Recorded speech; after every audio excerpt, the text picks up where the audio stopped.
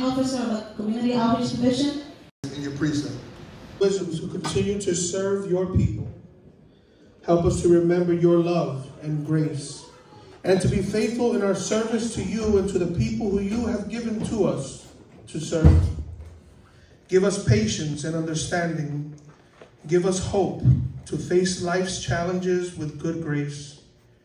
And we ask that you continue to watch over us and fortify us, that we may serve you and your holy people.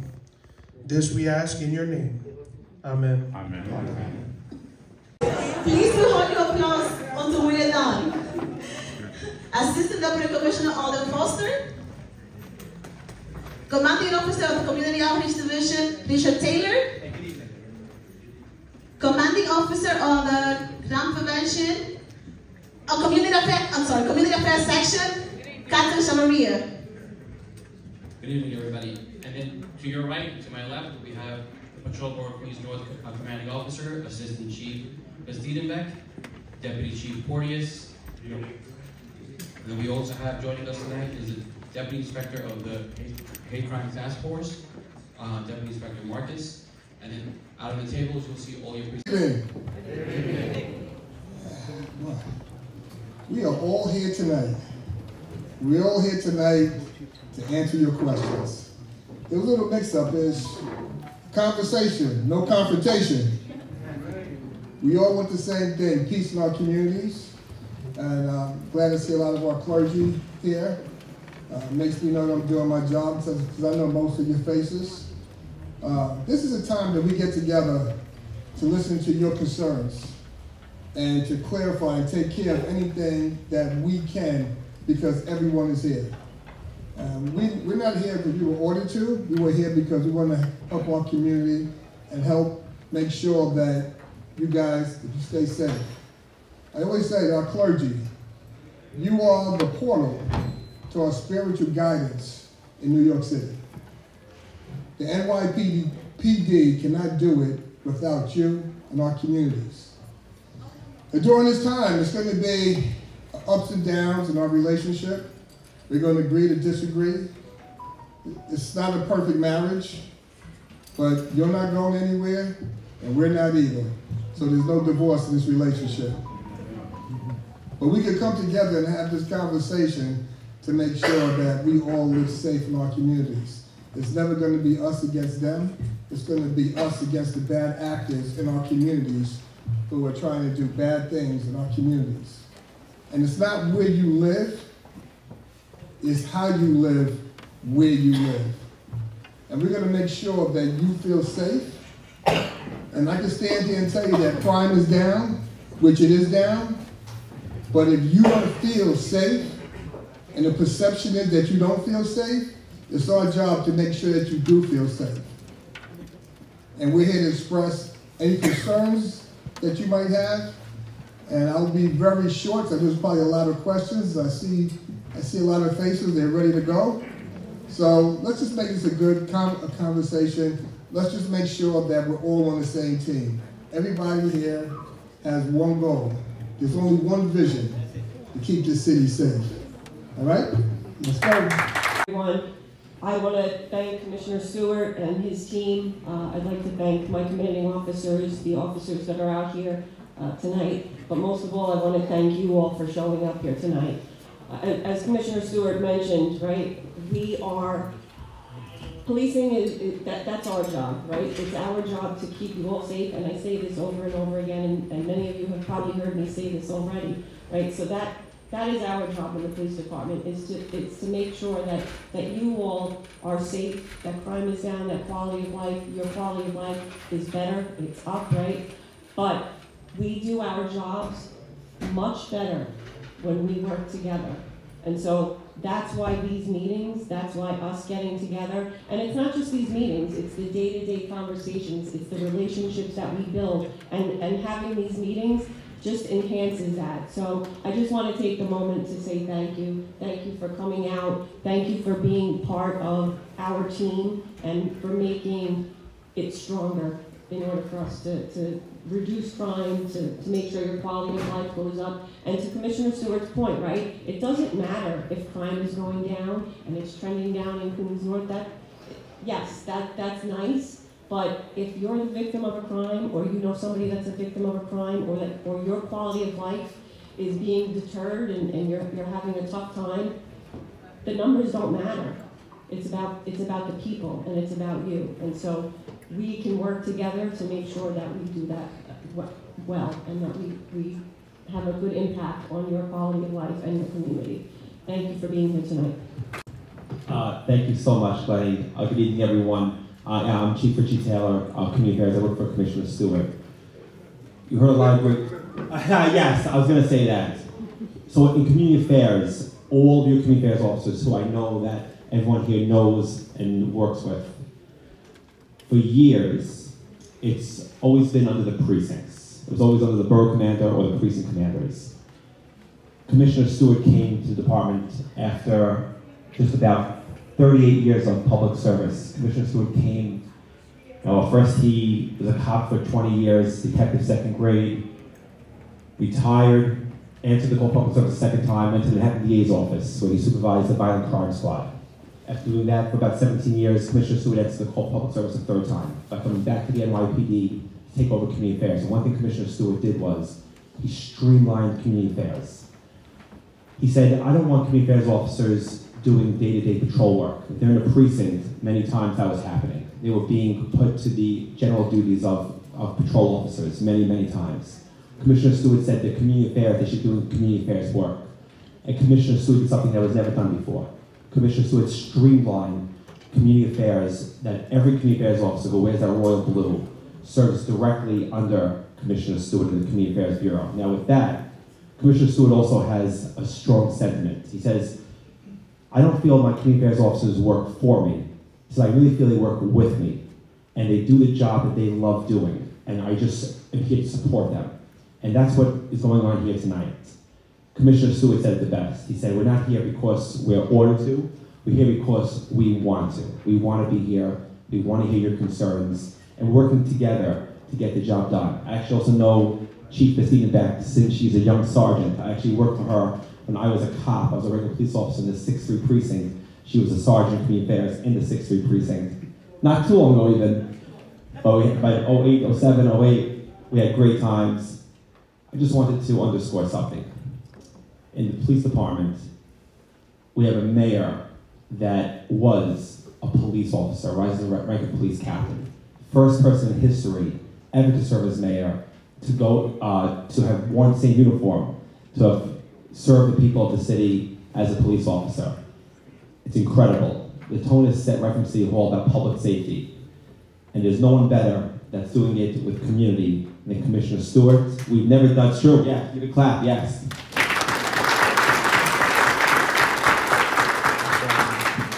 These meetings really have never been done before, if you think about it.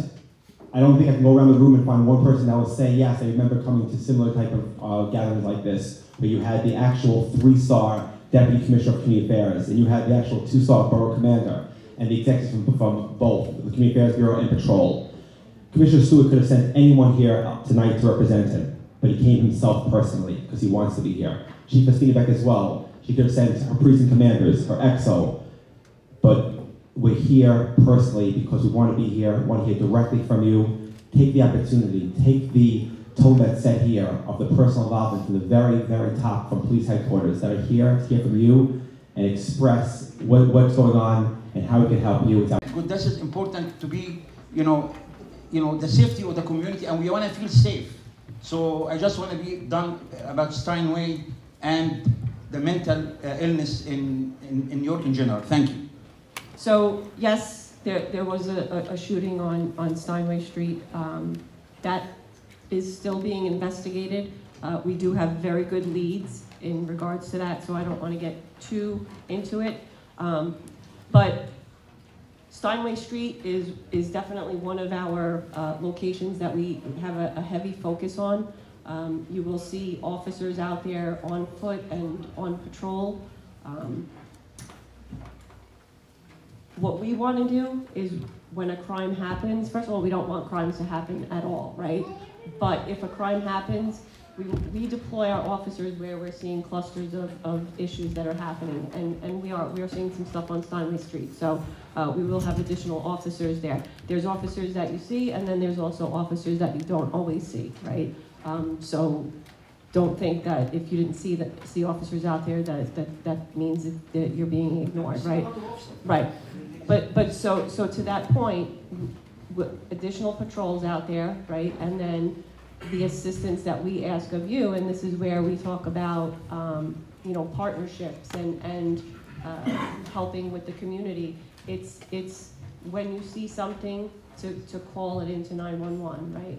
If you see you know, something that just doesn't look right, if you see, you know, someone, you know, lifting door handles, or, you know, walking into the backyard of your neighbor's house, make those calls, call that into us, right?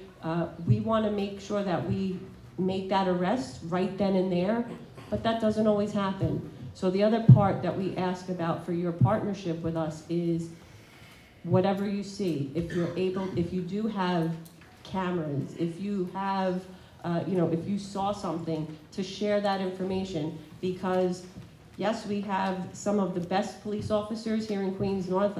I would say actually the best police officers here in Queens North, out on patrol and making live arrests and addressing things as they happen. But then we also have the best detectives in the world, right? So if we don't get that person right when it's happening, it's that extra information. It's the video cameras. It's you giving us what you saw. If you have you know, if you had your phone out and you took a picture, making sure that you share that. And I get it. Not everybody is comfortable just, you know, sharing that information directly with the police.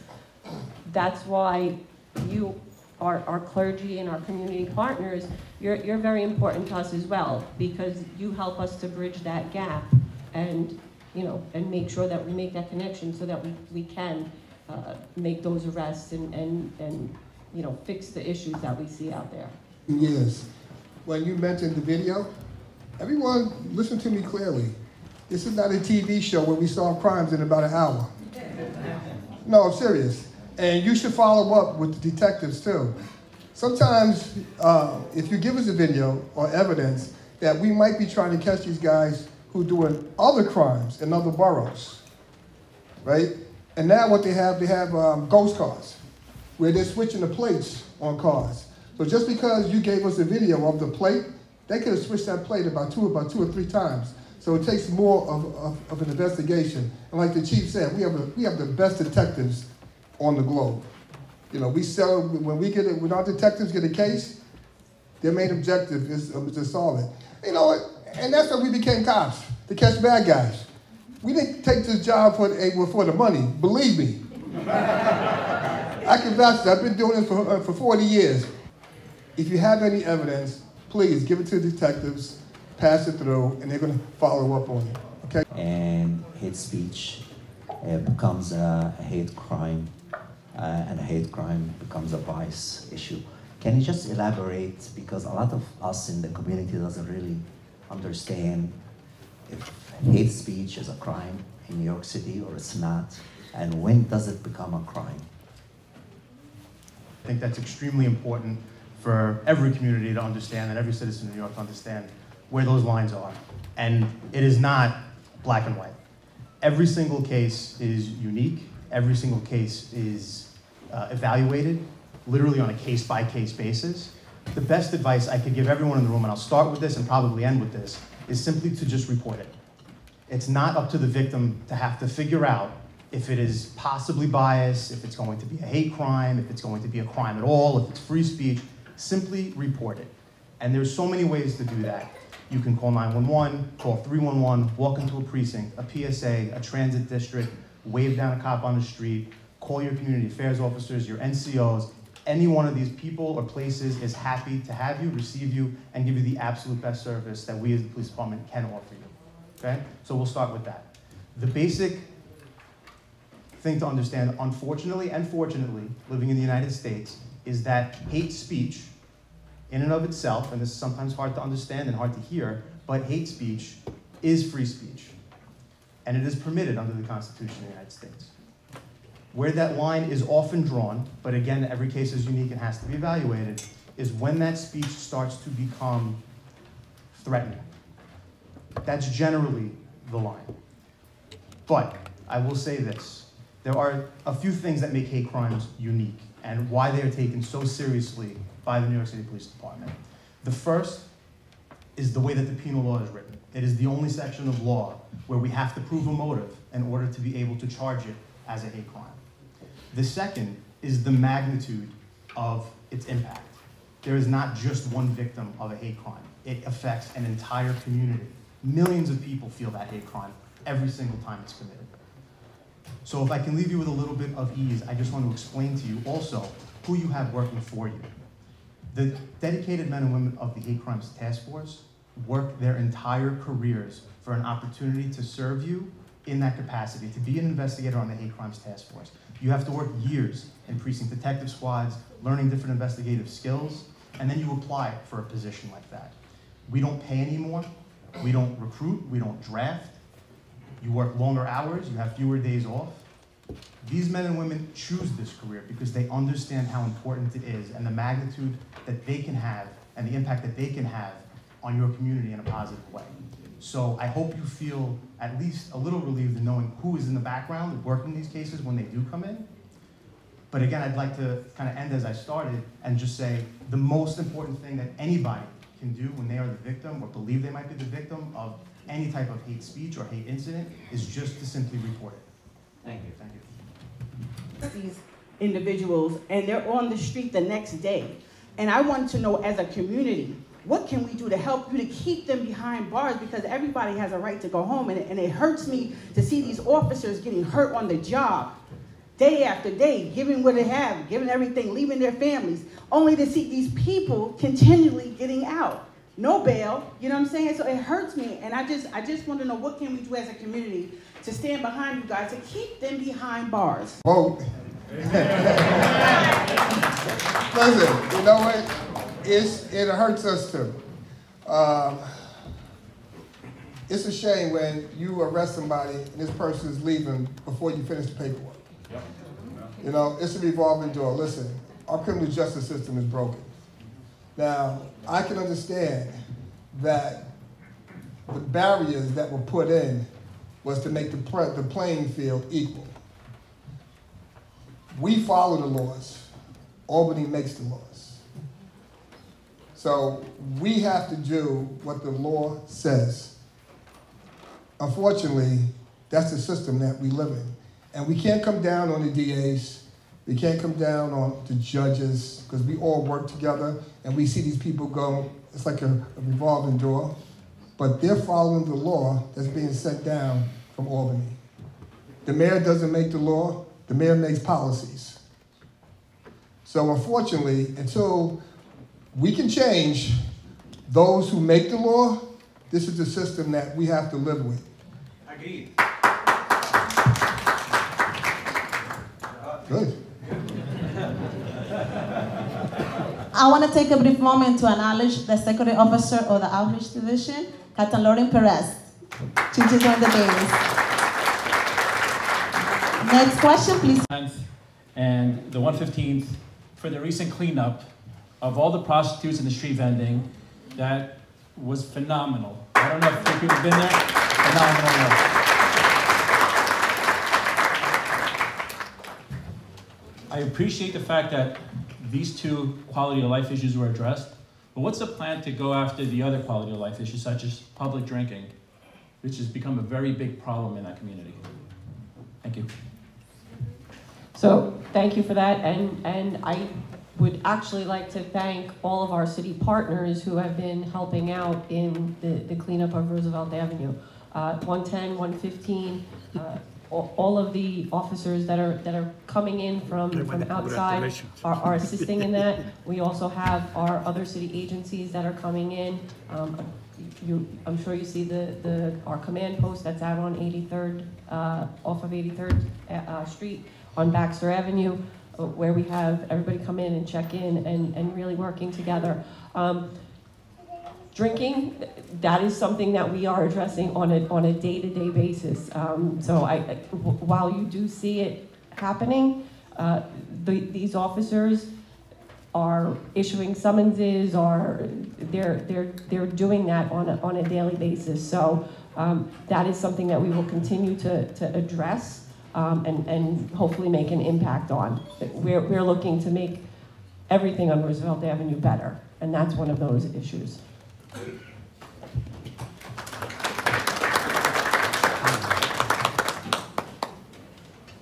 I'm at Trinity Lutheran here in Astoria, and in my parish, every Sunday we pray for the 114th precinct. My question is, and I want an honest answer, given the news media, given what you just said, Commissioner, about the broken system, how is the morale of the NYPD? You want the honest answer? Yes. As we hit on these topics of criminals going in and out, it's frustrating, right? You can't sugarcoat it and say the morale is high. It's frustrating. You know, we put our lives on the line daily. Just in 20 years when I was on the job, I was involved in 2 shootings, right? Probably made over 500 arrests. And as a police officer, we can't have a bad day. If we have a bad day, somebody could get killed. We see the most traumatizing crime scenes that you can imagine. And just take for this. You can see somebody shot, see somebody killed, see somebody hit by a train, and then you go home. And then you come back to work the next day.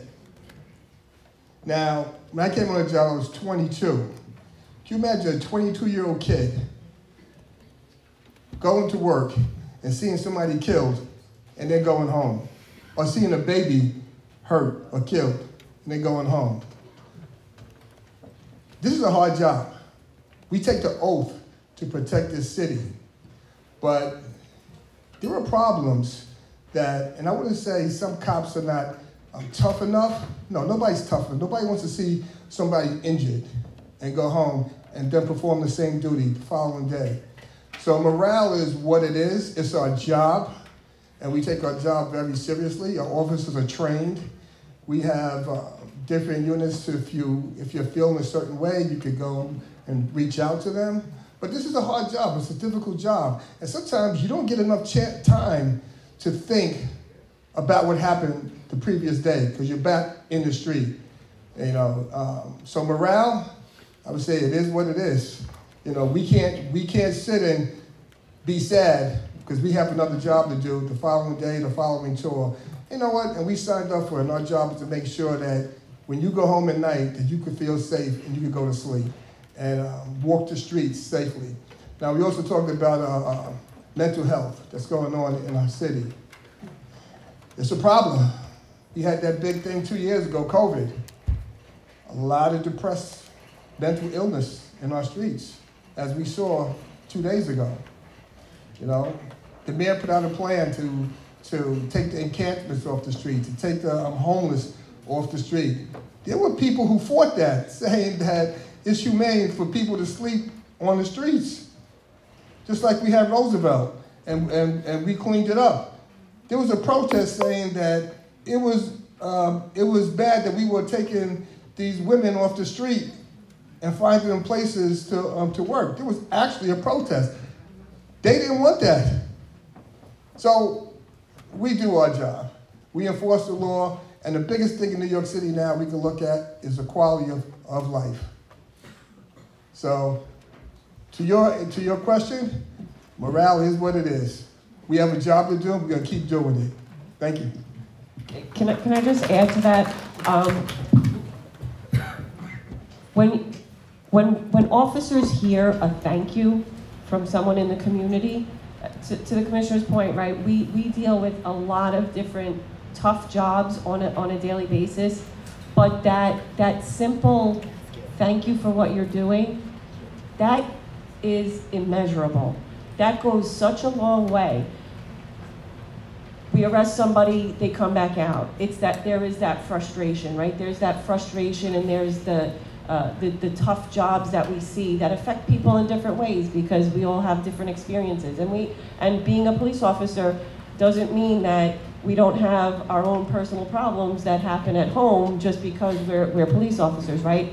So I think you all being a positive influence on us really goes a long way. So that simple thank you, that simple hello, how's your day going? And I talk to the officers about that too, like for us while we're out there, right? To just say that hello to somebody as they're walking by, give a smile and engage with somebody.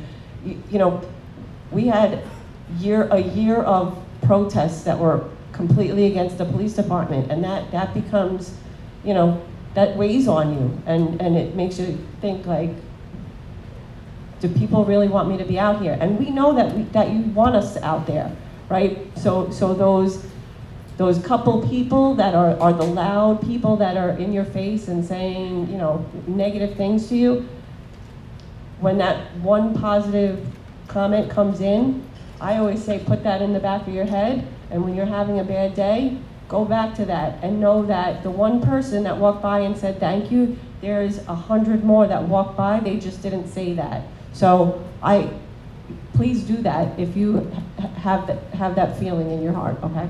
Thank you. So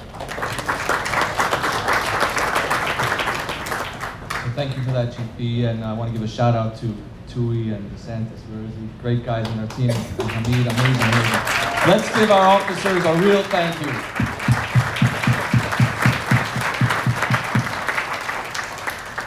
So my question is about the NCO program, the community policing program. Could you give us an update? What's the status of that, and what's the philosophy right now about community policing?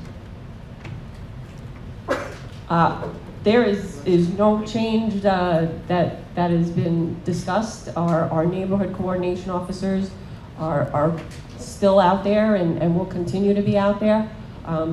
They help, as our community affairs officers do, our neighborhood coordination officers, they help to bridge that gap in the community and to make sure that we have the ties that we need and the partnerships that we need.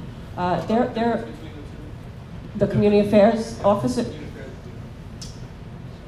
So the community affairs officers, they deal with the whole precinct. Your neighborhood coordination officers, they have a specific area within the precinct that they cover. So each command is basically broken up into 4 different sectors, multiple different sectors, and each one of those sectors has 2 neighborhood coordination officers that deal with issues, problems that are going on in that sector. So they'll work hand in hand with our community affairs officers. They'll work hand in hand with other agencies, other units to help to identify and address those issues that are going on within that sector. So they're partners.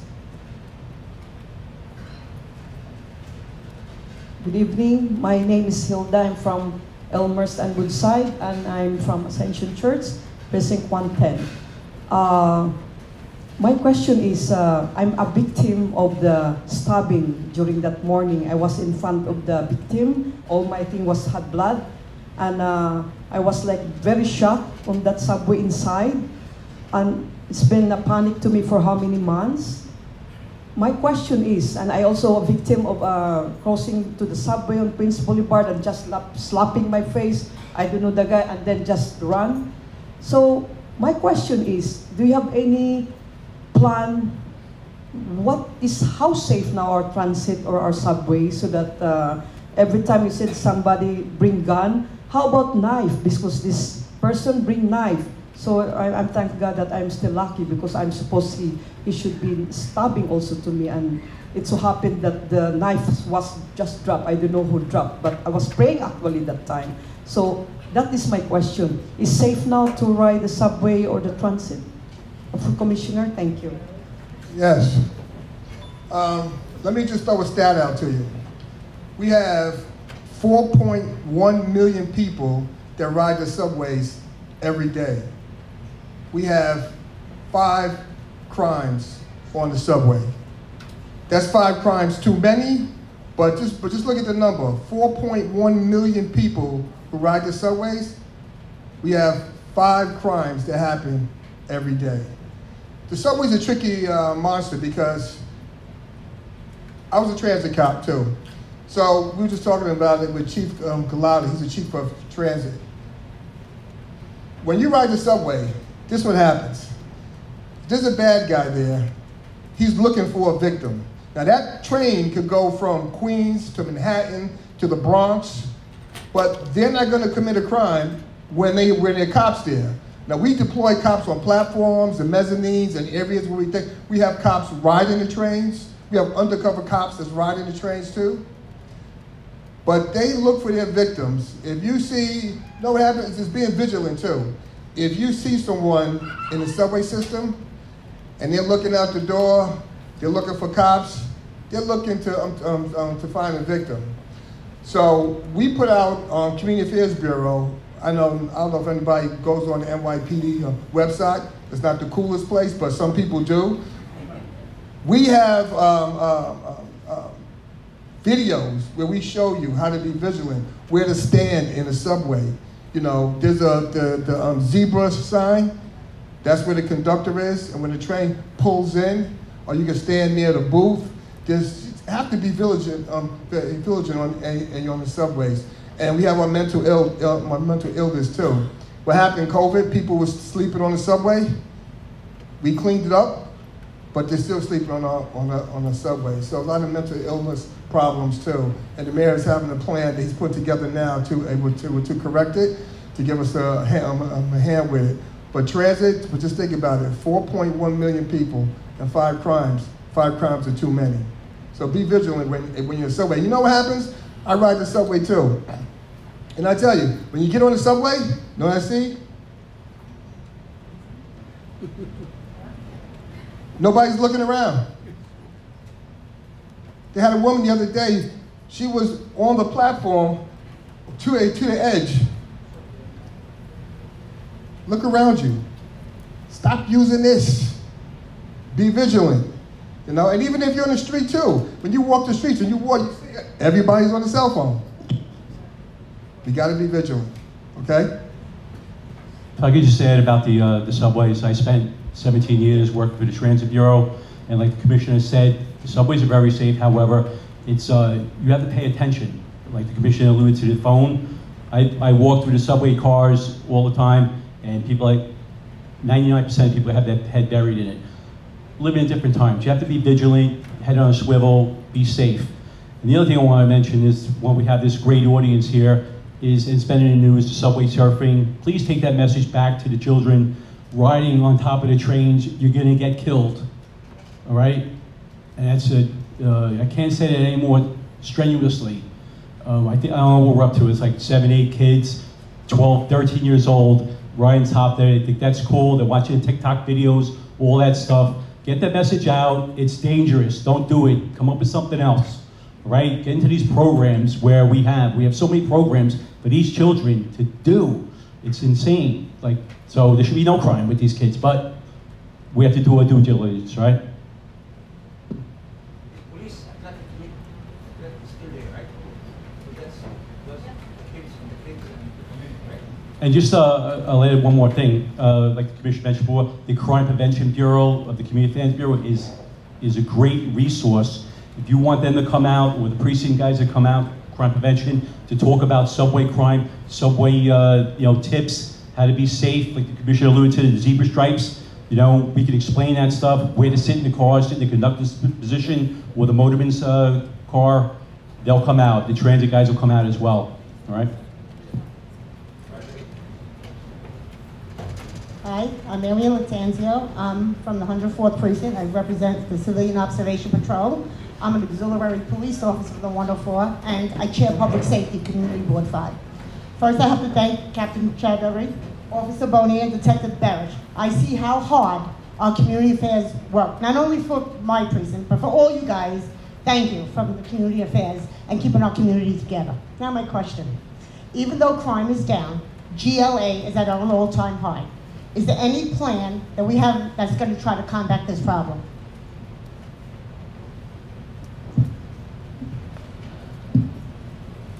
So we're doing a lot as it pertains to GLAs.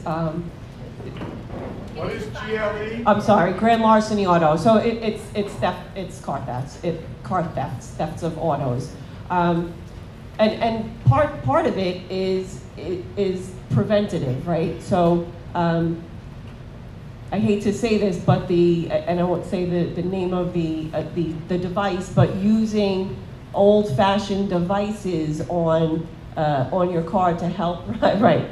You know, on your steering wheel, on your brake pedal, putting a tracking device. You know, tracking devices nowadays, they don't cost a significant amount. So if it's something that you're able to put into your vehicle, that's something that we highly recommend. We do, in collaboration with the Community Affairs Bureau and with some of our local elected officials, we do distribute some of those things to high stolen vehicles. So that is part of it. It's that prevention and trying to, as we call it, target harden your vehicle from being stolen. There are groups that are organized, and they go out. They have specific devices, electronic devices, where they're able to basically make a key fob that can now make your vehicle operable, even though it's not your key fob. They're able to reprogram those things. And as we spoke about earlier, our auto crime team is some of the greatest detectives on this job, and so they are tracking down who is doing these crimes. We have specific processes in place that when your car is stolen, and so if your vehicle is stolen, please make sure that you report it right away. Make sure that you know what your plate is. Those are things that that we use to try and track these vehicles down. But it's an ongoing thing, and it's something that we strongly do. Our officers make, we call them live GLA arrests, like arrests of people in stolen vehicles based on that quick call, right? We transmit it over the radio. It doesn't just go over the radio within that precinct. We put that out to all over the city so that not only are the officers in the command looking for that vehicle, but the officers throughout the city are looking for that vehicle too. So those are just some of the things that we're doing. But you're right, grand larceny autos that's something that we're contending with. Yeah, and the chief touched on about the air tags and the cost. So when we come up with a plan, they come up with a plan. So know what they're doing now? They're putting air tags on your car so they can follow your car so they can steal it. No, you can't make this up. But that's what's happening. You know? And if you're using the air tag on your car, please do not take it into your own hands to try to get your own car. Call the police, let us come and get your car. All right? And there's certain space, don't park your car in dark areas. I know it's hard to find parking on these streets. And our crime prevention officers, we do a grand larceny auto surveys where we go out, we give out free club locks, free air tags. We're still doing them. I think we did approximately like 30 in Queens North and Queens South, and we'll continue to do that. Oh yeah, another thing. Don't leave the keys in the ignition and run into the store. No, you laugh at this. This happens. People go to the store, they leave their car running, and they go in the store and the car's gone. It happens. And lock your doors. I mean, just because your door is locked doesn't mean your car will never get stolen. But if your door is unlocked, it makes it an easier target, right? So don't leave your keys in the car, lock your doors. you know, car being stolen or things within your car being stolen, right?